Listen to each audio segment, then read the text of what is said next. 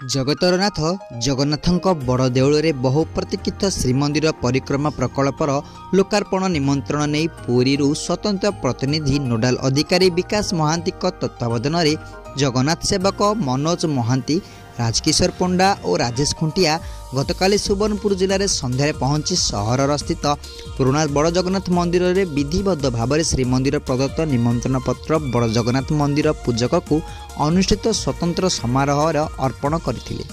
आज सकाळे एही प्रतिनिधि दल सोनपुर पाताल श्रीक्षेत्र को पहुंची श्री जगन्नाथ दर्शन कर श्रीमंदिर प्रदत्त परिक्रमा लोकार्पण निमंत्रण पूजक सहित उपस्थित ट्रस्ट सदस्य प्रमुख को प्रदान करिसेंती।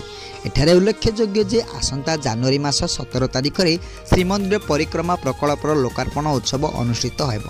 यह धार्मिक महासमारोह में जोग देवाई देशर तथा राज्यर प्रमुख देवादेवी एवं व्यक्तिविशेष को श्रीमंदिर प्रशासन तरफ स्वतंत्र निमंत्रण दे प्रतिनिधि मानक प्रेरणा करा जाउछि। आज यह कार्यक्रम में उपजिलापाल वीर महाराजपुर श्री ललाटेन्दु सिंह, तहसीलदार उलुंडू दिलीप कुमार माझी, जिला सूचना और लोक संपर्क अधिकारी अश्विनी कुमार भोई, जिला संस्कृति अधिकारी जमुना प्रधान, ट्रस्ट सदस्य पूर्णचंद्र पाड़ी, सेवायत गुणाकार पंडा, उत्तर कुमार पात्र, नलिनी बाघ, जगदीश बर्ण, जानकीराम बेहेरा, महादेव साहू, स्थानीय वरिष्ठ नागरिक, विभिन्न स्वेच्छासेवी संघर कर्मकर्ता, गणमाध्यम प्रतिनिधि माने जोग देथिले।